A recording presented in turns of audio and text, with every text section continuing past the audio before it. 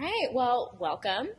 We are talking about Decentralized Arts Funding. My name is Jessica Ottaviano, the Director of Development and Grants Management. So we are the Arts Council of Greater Baton Rouge, and we administer funds for Region 2. And these are funds that come from the Louisiana Division of the Arts. And basically there are 8 different regions across the state, and we're called RDAs, Regional Development Agencies. And we're Region 2, which serves 11 different parishes. So here are the list. I think we serve more parishes than any other region, so we have a pretty broad reach. Just a little bit of background information about Decentralized Arts Funding. It was a program that was established in 1995 as a system for state funding to the arts throughout the state. Funds are provided based on population in each parish, and we'll talk about that later on, about what funds are actually available in the parish for which you're applying. And just with the mission to make the arts available throughout our entire state. So what makes you eligible as an applicant? There are 3 different types of organizations that may apply for funding. The first is 501c3 nonprofit organizations. The other is government agencies, whether local, regional, or state government agencies, as well as schools, so colleges, universities, public and private schools. And then, of course, a specific artistic discipline must be represented. So here's a list. And if there's any question as to whether your specific project or your organization fits into either the organization or your artistic discipline, we can have that conversation. Ineligible organizations are any past grant recipients who are not in compliance with grant reporting. So those are files that I keep on my end, and when you're submitting your application, if there's any issues, I will let you know. Any organization that receives line item support from the state legislature, and again, if you have any question as to that, we can have that discussion. And then probably the most relevant is anyone who receives what used to be called stabilization funding. It's now called general operating support. These are also funds that come from the state. And basically, you can still apply for project assistance grants, and we'll get into the 2 different categories of DAF funding that is available. But if you receive operating support through the state, then you just can't receive organizational support through DAF, but you can receive project assistance grants. So we'll talk further about that. And here are the application categories. So DAF has 2 different categories. The first is project assistance grants. Now this is where any of the eligible organizations that I mentioned can apply for funding. So 501c3 organizations, nonprofit organizations, government entities, and then schools, universities, etc. And this is for support for a specific art project or program that you might be presenting. Organizational support funds, on the other hand, are strictly for 501c3 nonprofit arts organizations to support their general operating costs throughout the year. This can be used really towards anything, staff salaries, paying your light bills, those kinds of things. They're unrestricted funds. So just a more specific breakdown of what that looks like. The only eligible organizations for applying for organizational support are 501c3 arts organizations. So this means that your mission statement has arts in it. But if you are a social service organization that is a 501c3, you can still apply for funding, but only in the project assistance category, as well as these other types of agencies. So some specifics about the 2 different categories. Project assistance grants, and I sort of touched on this, but basically it's for a specific project that your organization or agency will be presenting.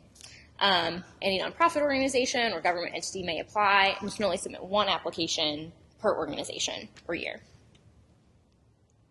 Some examples would be presentations of art exhibitions or performances, bringing in a guest artist to do a residency, anything that is paying artists or presenting, creating art. Things that are not eligible through project assistance grants are paying for any administrative fees that are associated with that project. It can't pay any full-time staff salaries if they're not artistically involved. So the safest bet is to pay for supplies, for anything dealing with the artistic side of that project. Of course, artist fees, things of that nature. And again, if there's any question as to whether something is eligible or not, I'm happy to talk through a budget. Here's a breakdown of the evaluation criteria, and I can provide this in detail. But basically, the panel that meets to review applications, this is the criteria that they follow. It varies from project assistance grants to organizational support. There's some different criteria for those categories.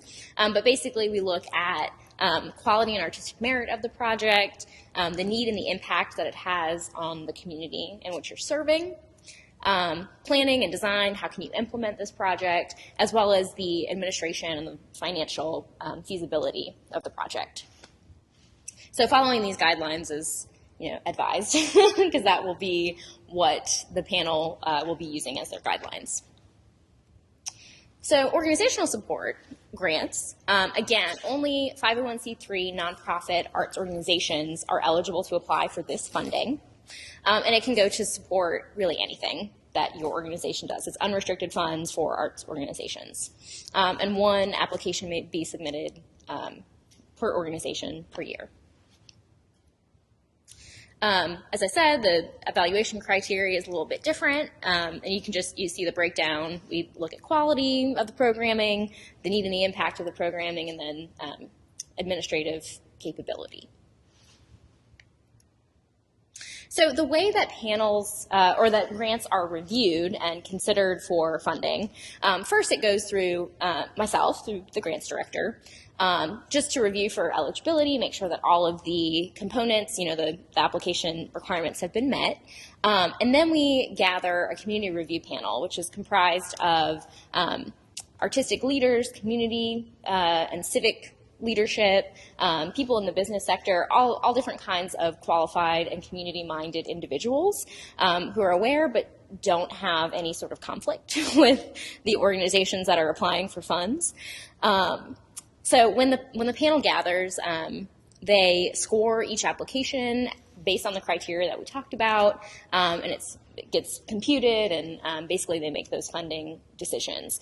Everything has to be board approved by the Arts Council of Greater Baton Rouge, our board of directors. So we gather a list of panelists, they approve that list, the panel gathers, and then their actual funding decisions are approved by the board ultimately. So it's sort of a long process. How do you actually complete your application? Last year was the first year we moved to an online application system, which is very exciting. And all of the information is available on our website, which is artsbr.org. And you can go to the grant section, Decentralized Arts Funding. And if you're a new user, you set up a new user account, and it's pretty straightforward instructions on that website. It's a platform called Fluid Review is the name of the grant online system that we have. So if you need to set up that new account, you can do that. Otherwise, just log in if you've submitted an application with us before. And then you'll be able to start a new application and choose either, project assistance or organizational support, and move forward. So this just has specific instructions, and I'll make this PowerPoint available to you and to all of our viewers as a supplement. So here is where we actually break down the funding that's available per parish. As I said before, these numbers are based on population in each parish, which goes by the most recent census that has been taken. So I won't go into detail for each parish, but you can see for your own parish that you're applying in what funding is available.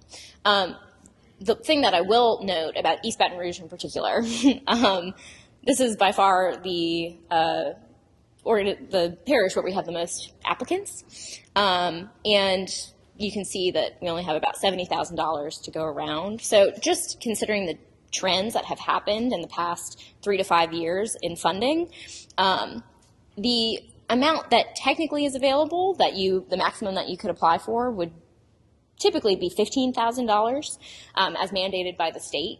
But with the Division of the Arts approval and guidance, we've lowered that to $7,500 to allow applicants to have more accurate budgeting.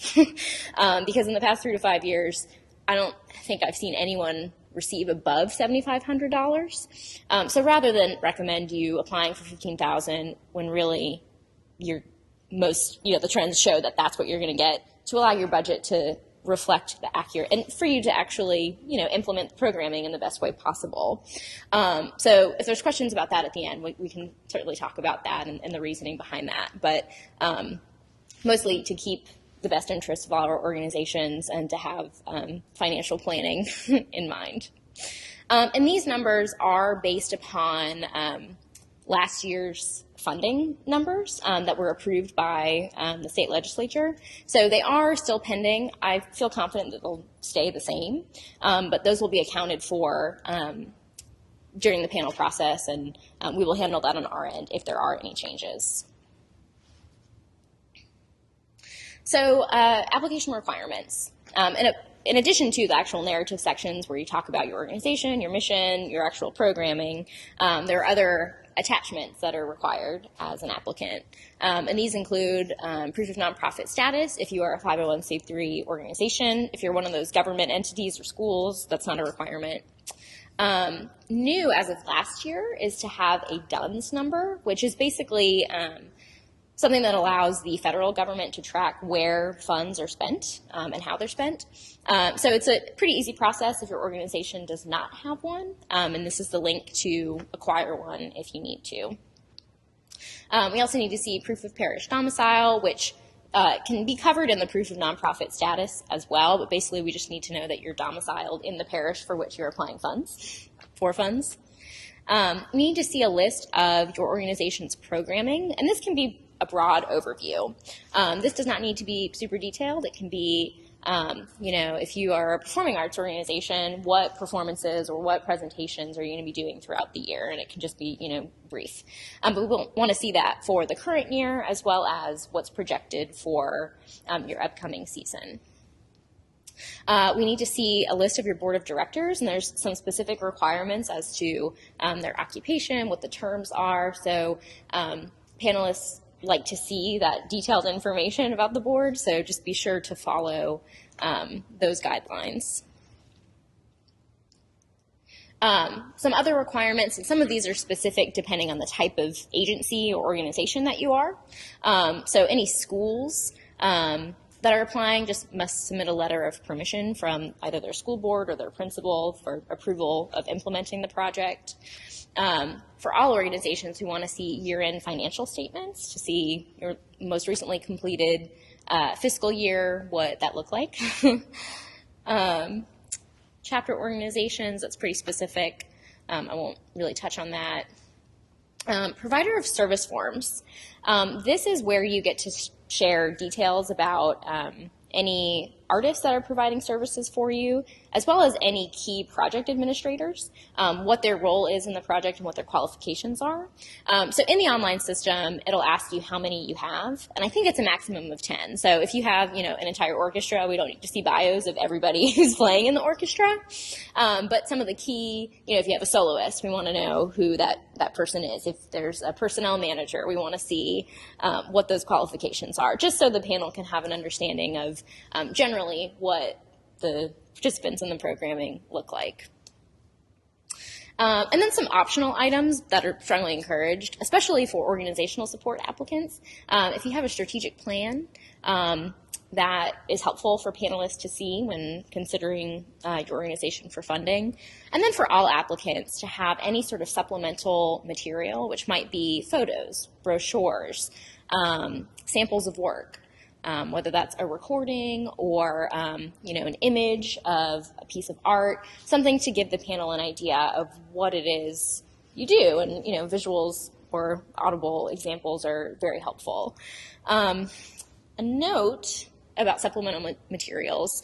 Since we've transitioned to this online system, they must now all be submitted as digital formats. Last year, we did allow some tangible items in the transition time, but This year, to be fair, we just want everybody to submit any supplemental materials as a digital format. And if there's any questions or technical assistance that is needed on my end to help you do that, whether that's uploading an MP3 or, whatever that looks like, I can help you with that. So just some basic grant writing tips. One is follow the directions. There are guidelines that are available, and it's just, very important to follow those. And if there's any question as to whether, you fit into a specific category or you're considering applying for project assistance versus organizational support, I'm here to help. I want to guide you and help you apply for the right grant so that you can maximize the funding that you might get. Submit your application on time. Our deadline is June 27th at 5 p.m. This is pushback from previous years, so there's, more time to submit the grant, but just make sure that you get that in on time. And even though it is online, it will time you out if it's not submitted at that time, so just be sure that you submit it online by that time. As far as budgeting and just realistically assessing the costs and to fulfill the programming that you're going to be doing. Clear and concise but specific. So I think in this online system it will cut you off at a certain word count. So be sure to say what you need to say in a concise manner. And when panelists are reviewing maybe 20 or 30 applications in a day, it's really a relief for them to see what the organization is doing, what their mission is, in a concise way. There's some other just basic grant writing tips. And again, if there's any question specifically about the grant that you're writing, if you give me enough time, I can review some of your narrative or look at your budget with you ahead of time. So speaking of budget, there's a budget template that is available in the application. So please use that template. You can download it, enter with your project or organization budget, and then upload. So that way when panelists and myself are reviewing, it's sort of a standard format and it's easy to understand what everybody's budget looks like. You may submit an extra supplemental budget if you have another format that you might already use that's easier, or you just want to show something else. And feel free to write some budget notes. I know that everyone can have some different ways that we show our finances. So if there's anything that you really want to note, feel free to do that so the panelists don't have any questions as to where that came from. Feel free to explain it. A note about in-kind expenses. We often see some organizations that put their staff time as in-kind, and I think this goes back to project assistance funds, since they cannot be spent on administrative costs. Even though grant funds don't cover that, it's still a cost that you incur, through the project. So you would just pay for that through your own funds, whether that's another grant, sponsorship, your membership, fundraising. So just be sure to any in-kind expense is something that you got donated that you otherwise would have had to pay for. But if you're paying, a staff person to do work, that's certainly a real cash expense. And just be sure to account the in-kind expenses as income and expense. So we see that often. Just wanted to make a note of that. I'm here to help. As I've said a few times, technical assistance, since we are online now, it's a pretty straightforward system, but if there are any glitches, which are bound to happen, just let me know, and I am understanding. So if there's an issue that comes up with the system and it might not be your fault, we will be understanding of that. And along the way, if there's some technical needs that you have when actually submitting the application, if a document doesn't download the right way, I'm here to help. As well as, of course, the actual meat of your application. If there's some ideas that you want to share about your grant proposal or the actual narrative that you'll be submitting, I'm happy to review those things and look at budgets. I just ask that you give me enough time. I would say, 2 weeks before is probably the cutoff, because there'll just be so many applicants and I just can't handle them all. But if you give me ample notice, I'm happy to look at it. So the basic timeline of DAF, so June 27th at 5 p.m. is our deadline. And then through the end of June and July, I will be reviewing all the applications for eligibility, and you'll receive notification if your application has been approved and moving on to the panel round. And in August is when those community panels will meet. The DAF program, since we do have 11 different parishes that we serve, we will have 3 different panels to group some of those parishes together. East Baton Rouge, since we do have so many applicants, will be its own panel and will be held here, but we'll have 2 other panels in different areas of our region.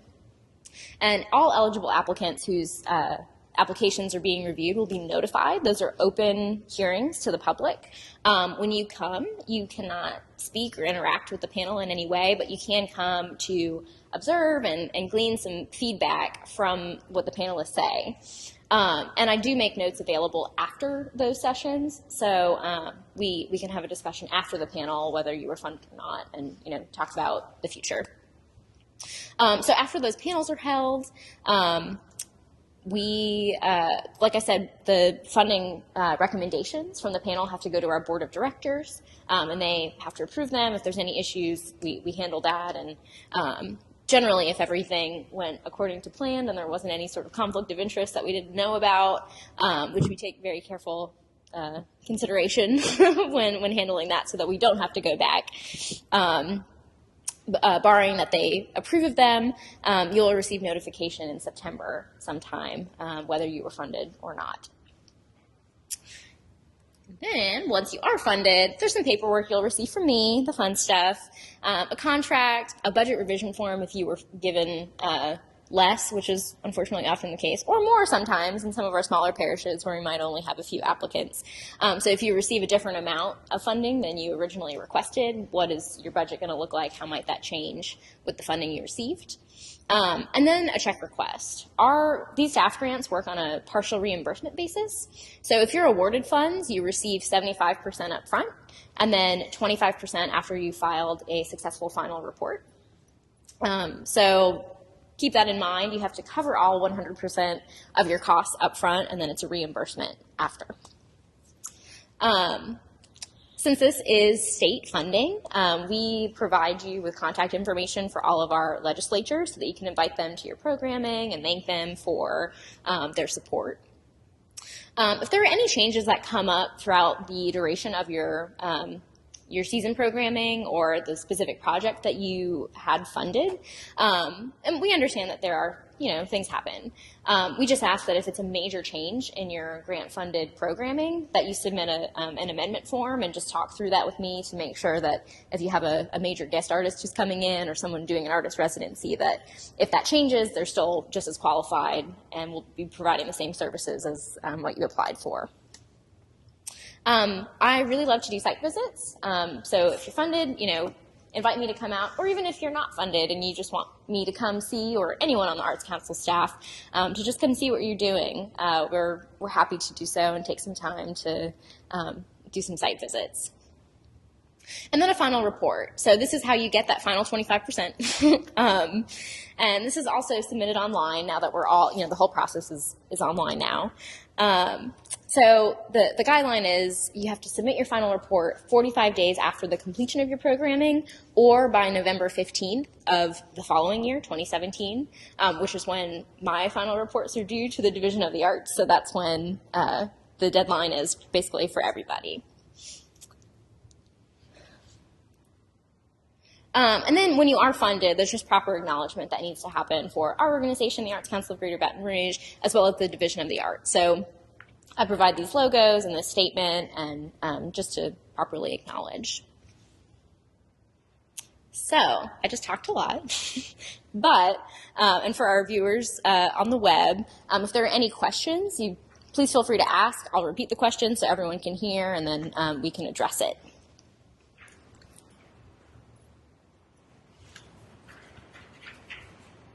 Sure. The optional application requirement, what you could send in optional work, they send in five items. That's right. So the question was about supplemental materials. And yes, the system will allow you to submit up to 5 basically they're like attachments. So whether this is, and you might consolidate everything into one document. If you have a series of photos, you might want to put that into one document and upload it. And that way when myself or a panelist is looking, they can sort of just scroll through.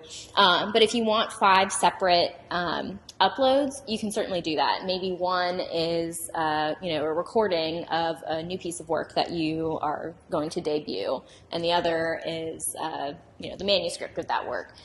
So you have the ability to upload 5 different materials. And sometimes we have, if you have a video that is on YouTube, if you want to upload a document with a link to that video, that's great as well, and then we can just sort of link out to watch that supplemental material. Yeah, if you don't, sometimes those like movie files can be really big, but if you have it on YouTube, we'll make it work that way.